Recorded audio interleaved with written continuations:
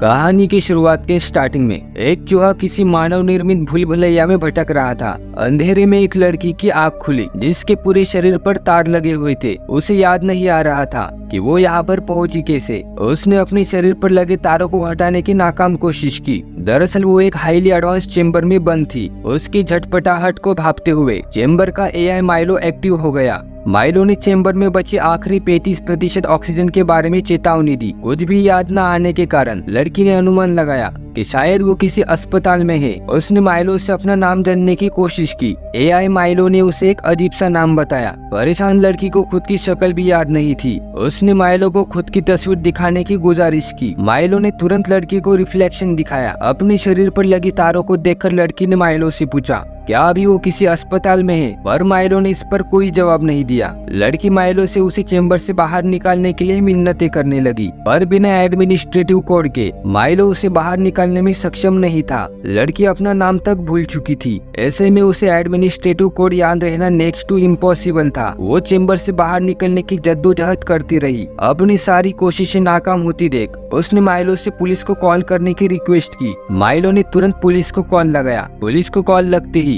लड़की अपनी मुसीबत में फंसने की खबर पुलिस को बताने लगी, पर उसे खुद के बारे में कुछ भी पता नहीं था। वो पुलिस को चेम्बर के कोड के सिवा कुछ नहीं बता पाई। वो पुलिस को अपनी लोकेशन ट्रेस करके मदद करने के लिए गिड़गिड़ाने लगी। अगले ही पल अचानक से कॉल कट हो गया। इसके बाद माइलो के लाख कोशिश करने के बावजूद कॉल कनेक्ट नहीं हो पाई। कुछ देर तक सोचने पर लड़की ने माइलो से कहा तुम डेटाबेस में मेरे डीएनए से मिलता हुआ डीएनए ढूंढो। कुछ देर तक ढूंढने पर लड़की का डीएनए किसी एलिजाबेथ नाम की लड़की के डीएनए के साथ 100% मैच हो गया। लड़की के एलिजाबेथ की तस्वीर दिखाने के लिए कहने पर माइलो ने उसे एक तस्वीर दिखाई जो उसी लड़की की थी। मतलब वो लड़की ही एलिजाबेथ थी।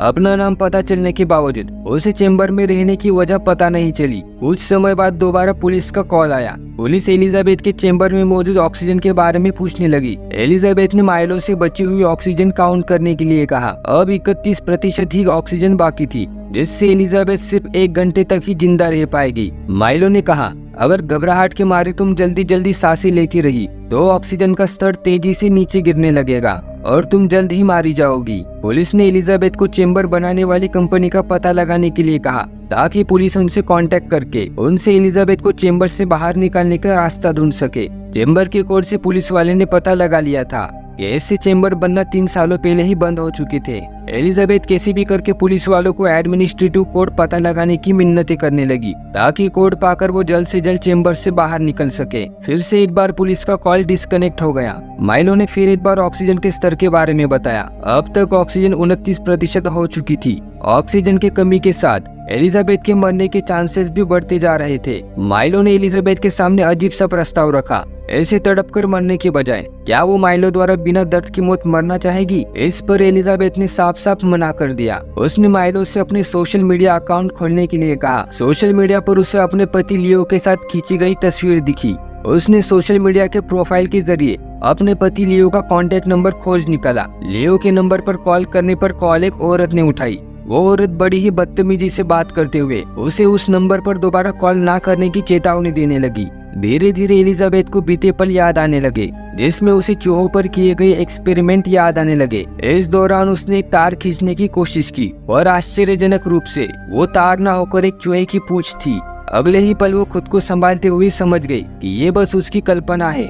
लंबे समय तक चेम्बर में बंद होने के कारण उसके दिमाग में कमजोरी आ गई थी। उसे हेलोजेनेशन के कारण आसपास अजीब अनुभव आने लगे। फिर एक बार पुलिस का कॉल आया। पुलिस ने बताया कि वो अपनी माँ के साथ रहा करती थी और एलिजाबेथ को इस बात पर विश्वास नहीं हुआ। उसने पुलिस को बताया वो अपने पति लियो के साथ रहती थी। उसने माइलो को फिर से सोशल मीडिया खोलने के लिए कहा। अब उस तस्वीर से लियो गायब हो चुका था। एलिजाबेथ पूरी तरह हक्की बक्की रह गई। पुलिस से बात करते वक्त उसने एक बात पर गौर किया। कोई पुलिस को बता रहा था कि उन्हें आगे क्या बोलना है। एलिजाबेथ की मौत की घड़ी पास आती जा रही थी।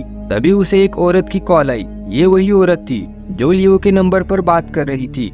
एलिजाबेथ समझ ही नहीं पा रही थी कि उसके साथ ये क्या हो रहा है। अभी जो उसके साथ हो रहा है ये वास्तव है या उसके मन का भ्रम।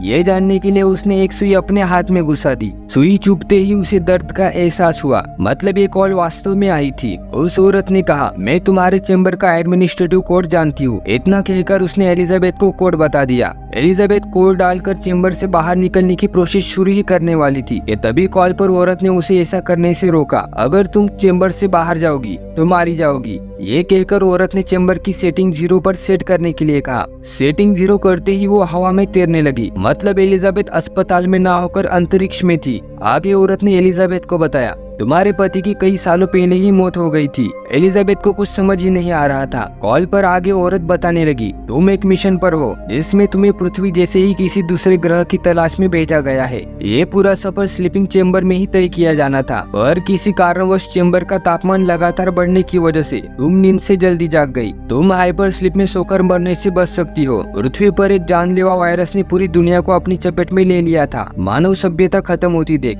एक नए ग्रह की खोज करने की जरूरत पड़ गई। लियो भी कई सालों पहले ही इस वायरस की वजह से मारा गया था। औरत के और कुछ बताने से पहले ही वहाँ पुलिस आ गई। कॉल काटने से पहले उसने एलिजाबेथ को हाइपर स्लीप में जाने की सलाह दी, क्योंकि ऑक्सीजन का लेवल 2% से नीचे आते ही उसकी मौत हो जाएगी। कॉल कट होने के बाद एलिजाबेथ ने वॉइस रिकॉग्निशन किया। कॉल पर बात कर रही औरत की शक्ल भी एलिजाबेथ की ही थी, मतलब एलिजाबेथ के एक से ज्यादा रूप मौजूद थे। पर हैरानी की बात तो ये थी, कॉल पर जो एलिजाबेथ बात कर रही थी वो चेंबर से 14 प्रकाश वर्ष दूरी से बात कर रही थी। एलिजाबेथ को फिर से हेलोजिनेशन होने लगा। उसे अपनी बीती जिंदगी के विजन्स आने लगे। उसने सुई से चेंबर पर खुरेचना चाहा। ऐसा करते ही उसे बिजली का तेज झटका महसूस हुआ। उसने इसे बार बार किया ताकि बिजली के झटके खाकर उसे कुछ याद आ जाए। उसकी पुरानी यादें ताजा होने लगी। लियो वायरस से लड़ता हुआ अपनी जिंदगी की आखिरी सांसें गिन रहा था। उसी दौरान उसे चूहों पर किए गए एक्सपेरिमेंट याद आने लगा। एक चूहे ने भूलभुलैया को पार कर लिया था। एलिजाबेथ ने उस चूहे के जीन्स दूसरे चूहे में डाल दिए।